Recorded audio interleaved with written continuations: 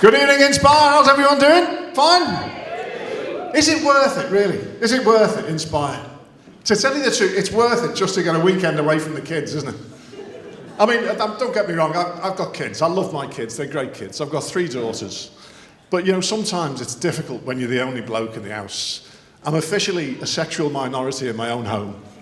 I'm outnumbered 5 to 1 because there's the 3 girls. There's my wife.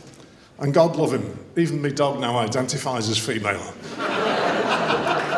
Because it's just easier.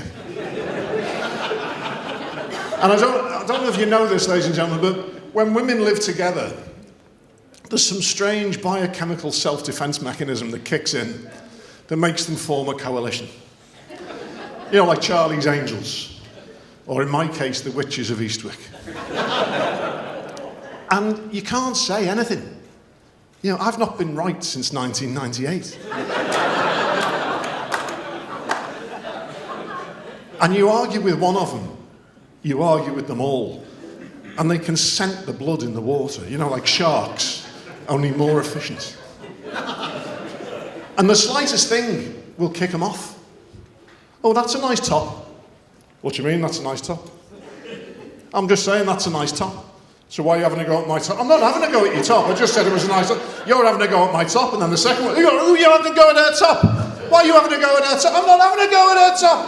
Yes, you are. You're having a go at her top. And then the third one kicked in. Why is he having a go at her top? I'm not having a go at her top. Yes, you are. And now you're shouting. Look, you've made her cry.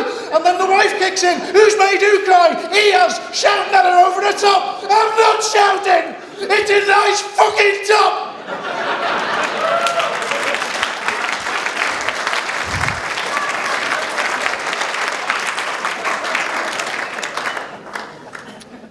So why couldn't you just say it was a nice top?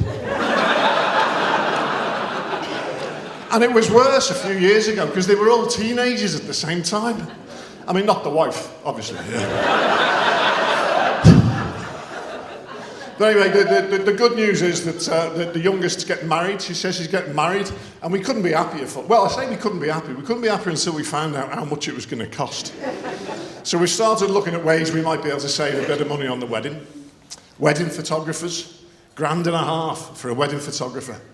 When me and my missus got married, my mate did it for a couple of pints and a curry. I mean, he was a proper photographer. He was qualified and everything. But he was a scenes of crime photographer.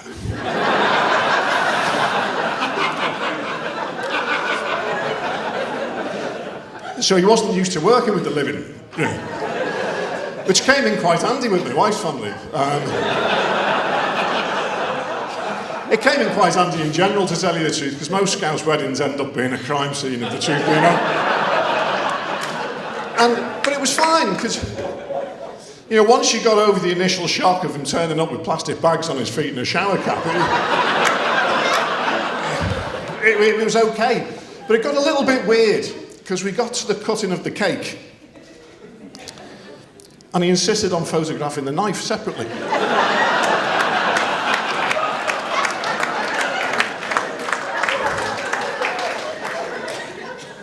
Put a little label on it, stuck in a plastic bag. We never saw it again. But the good news, he wasn't phased. He wasn't phased, because 2 weeks before the wedding, my Auntie Peggy died. I'm sorry. But he didn't make a big fuss. He didn't make a big fuss. Just on the big family photograph, he just stuck a little white outline of where she should have been. With my Uncle Matt looking into the space. Sobbing. Holding a ruler.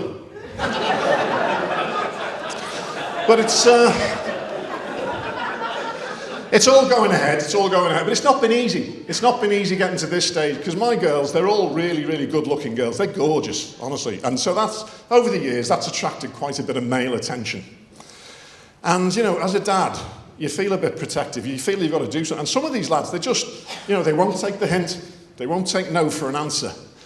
And a couple of years ago, there was this one lad kept asking one of them out, and he just wouldn't take no for an answer. And I was at my wit's end. I really was. Until my saviour arrived in the form of Liam Neeson. Now, this might be a bit of a spoiler alert, ladies and gentlemen, but if you haven't seen the film Taken, Liam Neeson plays an ex-CIA operative who doesn't mind getting his hands dirty. And his only darling daughter goes on a holiday to Paris, a holiday that he doesn't approve of.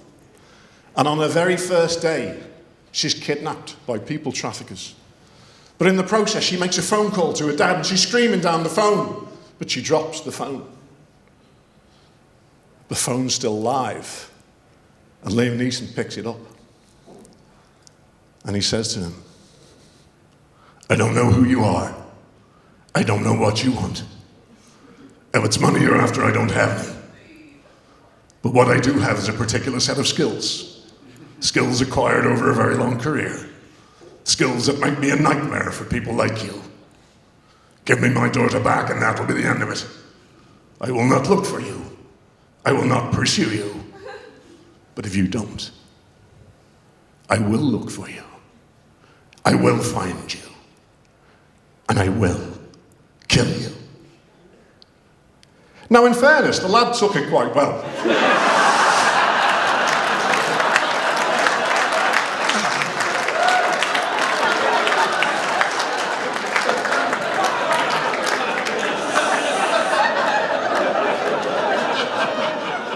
But he was only 8. Ladies and gentlemen, I've been Peter Edge. You've been a lovely audience. Good night.